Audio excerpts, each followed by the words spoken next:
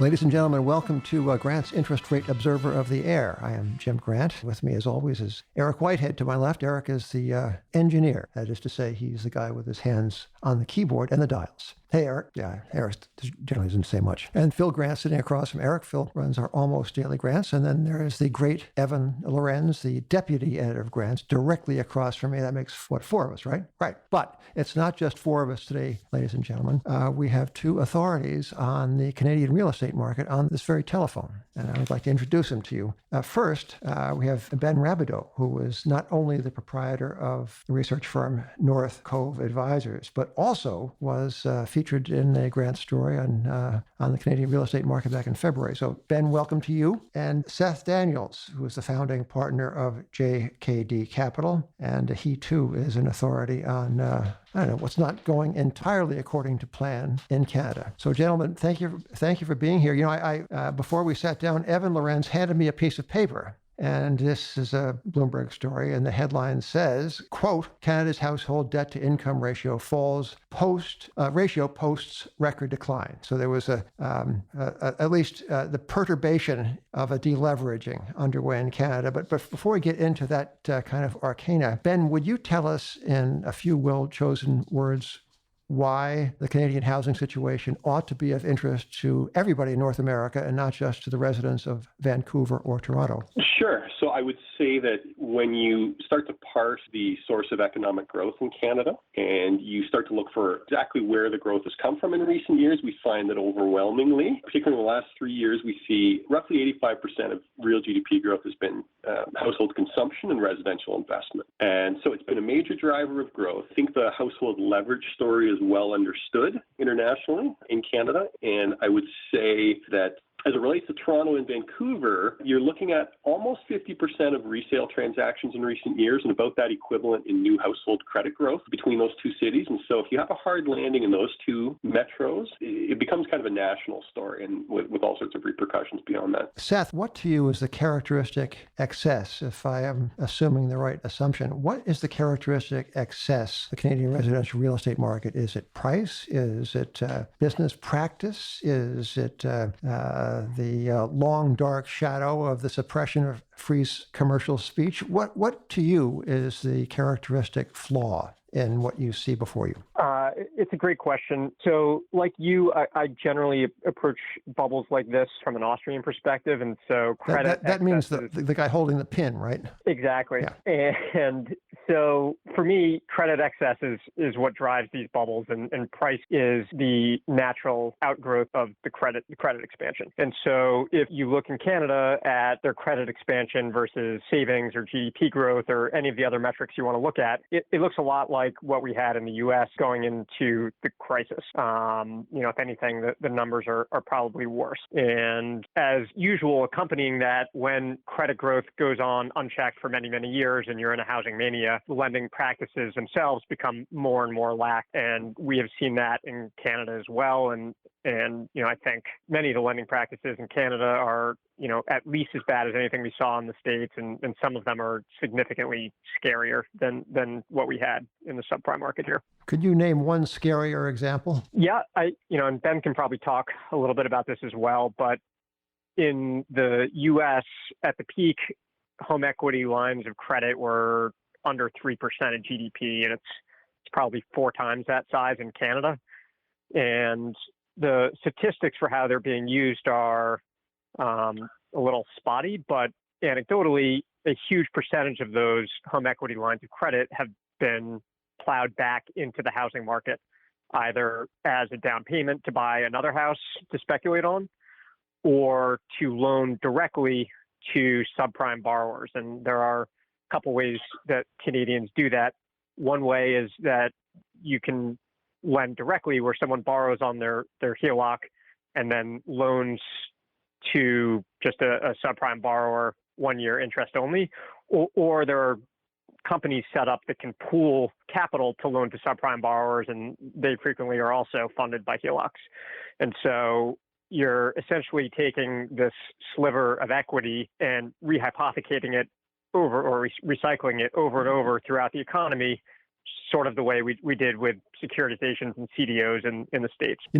Way back when, this is about 100 years ago in America, there was something called the Strauss bond, which was a real estate obligation issued and packaged by S.W. Strauss and Company. Very, very popular security. They yielded 6% at a time when government securities were paying 4% or so. At first, there were only first mortgages were these Strauss bonds. Later, as lending conditions, as credit conditions became easier and underwriting practices slacker, they began to issue second and third mortgages, not necessarily telling the clientele what security they were holding. And so Strauss had advertised correctly. There had been no losses since, I think, 1885. Comes the Depression, comes the aftermath, and comes the magnificent downfall of this great organization and the very sad outcome for its investors. So tell us, if you would please, Ben or Seth, or both, about the prevalence of mortgage bonds in Canada. Sure, this is Ben here. I'll take this one perhaps. So there's certainly some parallels there in the sense that what we see in Canada has been in recent years a proliferation of some of these non-prime sort of shadow lending institutions whereby, as Seth alluded to, you see a lot of people borrowing off of housing equity, investing in these with sort of this understanding that there's never been losses. These are generally high-yielding instruments, and so you're looking at, on first mortgages right now in Canada, 8% interest-only one-year terms in the private mortgage space. And when you get into the second mortgage space, you're looking 12 to 15%.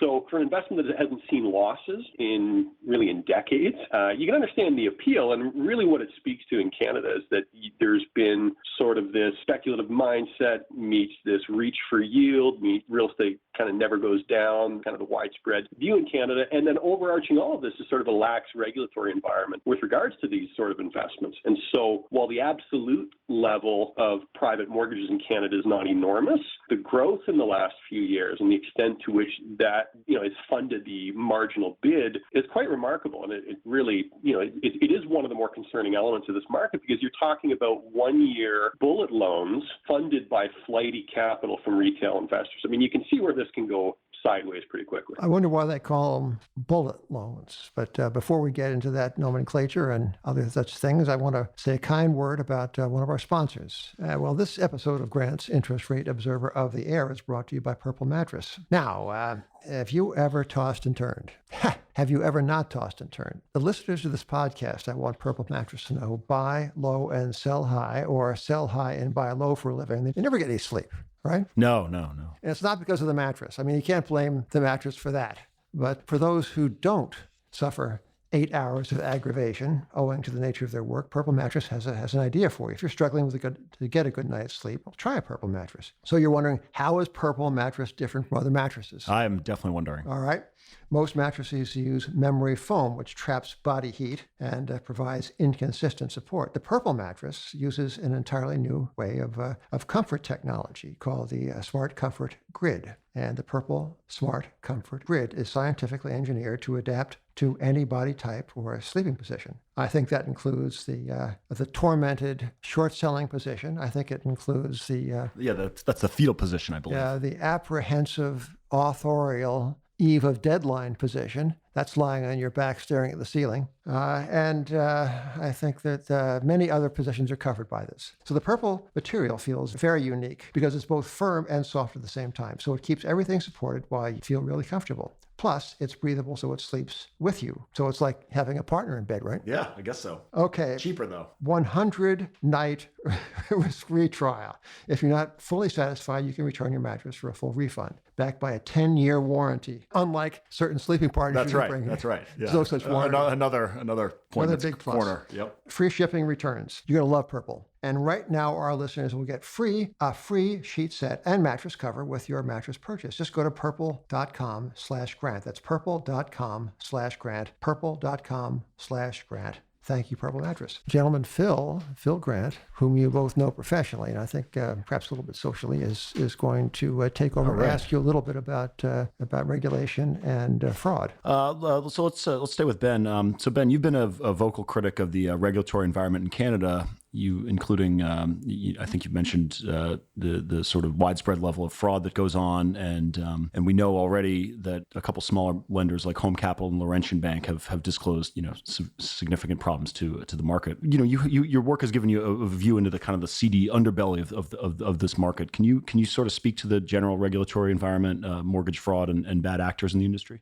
Sure. Yeah, absolutely. One of the things I try to do for my clients is just spend a lot of time out of the office, just speaking to people on the front lines that are originating mortgages. So mortgage brokers, realtors, developers, people who have kind of an insight into how the system actually works in Canada. And one of the things that's quite striking to me is just the disconnect between the perception of underwriting due diligence in Canada versus, in some cases, the reality. And I would perhaps argue that the underwriting standards in Canada are probably better than they were in the U.S. at peak in some ways.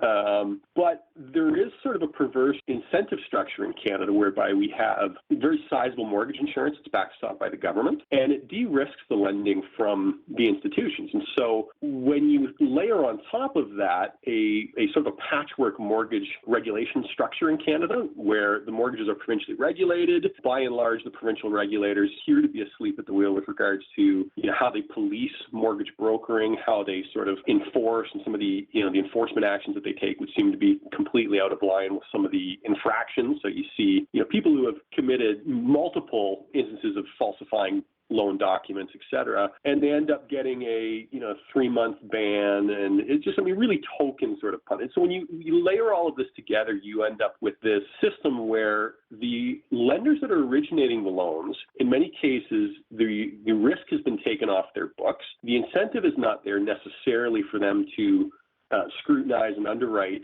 to this sort of extent that one might expect. And then you've got the system where the provincial regulators that are tasked with sort of keeping the actors in line really seem to be asleep at the wheel. And then on top of all of this, you have the mortgage insurers themselves that have taken a very lax approach to actually making sure that people are following the standards that they've set out. And so an extreme example of that is in the Home Capital fraud. We were able to get some freedom of information documents to see just how the federal mortgage insurance company, CMHC, responded to the Home Capital mortgage fiasco. And it's really quite striking. They were made aware of this in late 2014, really did nothing, didn't try to quantify the size of the fraud, really nothing until it came out publicly almost 9 months later. And then you see some of these kind of frantic emails going back and forth. If you understand that that's the incentive structure in Canada, people are getting paid extremely well to originate these mortgages. The risk has been taken off the bank's balance sheets, and the regulators seem to be somewhat asleep at the wheel. But I guess the question would be like, well, why wouldn't there be a problem with mortgage fraud? And when you then go out and kick some tires with mortgage brokers, you very quickly start to hear some of these stories, and the anecdotes are very compelling and very uniform to the point where I would argue that there is a structural issue with mortgage fraud here in Canada. So with that in mind, and I guess we'll turn to Seth for this next one. So with the backdrop of that lax regulation and sort of misaligned incentives, and what we're seeing at the smaller institutions, Seth, what's going on at the sort of the bigger banks? Like, how does the regulatory light touch jive with the kind of the strong support that the Canadian government has shown the big six banks in prior cycles, and what are you seeing in terms of the bigger banks? So let me see if I can unpack that. But, I think everything Ben said applies to the big banks, which is that, essentially the risk on these mortgages has been socialized, where for the insured mortgages on their books, they have no risk. The taxpayers bear all the burden on that if things go badly. And they also have no risk weightings that they have to, they don't have to tie up capital on these things. And so, they've obviously expanded their mortgage book a huge amount because it's a sort of risk-free spread for them. They're not really writing mortgages. They're essentially loaning to the government and pocketing a spread. Then, at the same time, as the housing market has slowed and we begin to see some sort of upticks in stress in the housing market, the accounting in Canada has allowed them to take down their provisions for bad debt at a time when arguably they should be taking them up. And they were already at sort of the lowest levels in the developed world. So, people look at that and they make the judgment that there's no problem because they keep taking the provisions down, but really that's acting as a cookie jar, and no one is concerned about that. So as this plays out, and correct me if I'm wrong, but it sounds like you're asking about what the government response will be. Yes. Okay. So, I think that the banks will face stress since the underlying cause of the bubble has been too much lending and bad lending. I don't see how a correction won't have repercussions for the lending institutions in the country. And then the question becomes what the government response is going to be. And my guess is that they're not going to let any of the big six banks fail, and there will be either bailouts or stealth bailouts or policy changes. But that's my working assumption. Ben and Seth, that is to say Ben Rabidoux and Seth Daniels, both authorities on Canadian housing. Gentlemen, the story you tell about Canadian real estate is very persuasive, certainly to us at Grants, and the facts are chilling. So given the compelling nature of the story, one would expect that some of the plays on this story, that is, the investment plays, have already been made, and that valuations reflect this, and that the opportunity for an investment on the short side of Canadian real estate is more or less is not so compelling as it might have been before the story was so well told. Is that true, or what is your view on the opportunities in Canadian housing to bet against it? So, it's a friend of all of ours likes to say shorting's dangerous, so don't try this at home. But, if anything, I think that there are more opportunities now than before. So the market has already cooled, and we're seeing a lot of the signposts that I've been looking for many years play out. And at the same time, the markets in general, not just in Canada, but globally, are pretty frothy. And so they're ignoring bad news. So, I can't tell you when that's going to change, but fundamentally, the story is playing out as, I think Ben and I would have expected. And at some point, the stocks and other assets should reflect that. And this is Ben here. Maybe I'd just add that, look, I would say that when you think through kind of an order of operations of what this could look like here in Canada, I think some of the more compelling trades in kind of the early stages would be more in the consumer names, because it looks to me like what we're going to have, and there's, it takes a bit to unpack this, but when you look at some of the macroprudential regulations and the effect that it's going to have arguably on consumption, even before you get, meaningful credit deterioration, assuming that's potentially where we're headed. I think it looks like it's the consumer names that actually could be hit first. And I think the market, even the people that are kind of following housing in Canada, I think that's sort of an underappreciated part of this story, is that the consumer names are household consumption is so heavily levered to housing in Canada that, when you have housing rolling as it is currently, coupled with just meaningful tightening on home equity withdrawal and a backup in interest rates, it's actually quite negative for some of the kind of consumer sensitive names in Canada. Ben, you just mentioned interest rates, and most people may or may not know that the Canadian regulator just introduced a new mortgage regulation called B20, which requires all borrowers now to undergo a stress test of higher interest rates. And while that's happening, the Bank of Canada is undergoing its own tightening cycle as we are here. How bad would things have to get before we saw that sort of tightening reverse itself? Ben, I know you mentioned to me in the past that in the past Canadian housing market, the Bank of Canada was able to cut interest rates substantially, and that provided a cushion to the economy. How do you compare then to now, and what do you think the outlook is for interest rates? Sure. Well, it's a great question. I think the parallels to previous housing cycles, it's never perfect, but when you look at the last kind of real housing cycle we had in Canada, it was kind of the 89 to 1993 period, and it was really a Toronto story first and foremost. You had nominal house prices fall about 25% peak trough in Canada.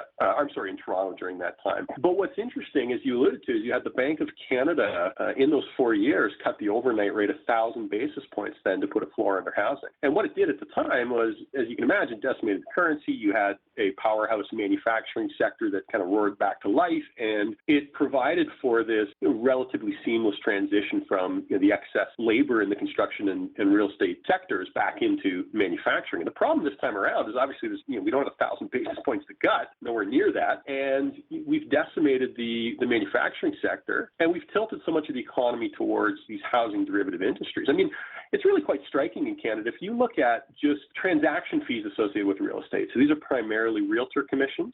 Right now in Canada, those amount, when you add all that up, it's about 3 times what all of the companies in Canada are spending on research and development annually. So you've got this tremendous skew in the Canadian economy economy away from productive industries and towards housing. And it makes the recovery phase and much more challenging. And then on top of that, you've got this tremendous leverage on the household balance sheets that really was not there during the last cycle. So, I don't know how bad it could get in Canada. It certainly argues that if we end up in another cycle similar to what we've seen in the 70s and 80s, and I think we'd probably all agree we're overdue for that sort of an outcome, then it just makes the job of the policymakers that much more challenging. So I don't know at what point the Bank of Canada gets dovish on this, but they would certainly halt their tightening bias pretty quickly. And we may even see that kind of first half of next year. You know what's going to be worse, gentlemen? What's going to be worse, what's going to be very much worse, are the Schadenfreude tweets that have come from Donald Trump when Canada really gets into trouble. The War of 1812 was going to resume just because Canadians are going to have had it.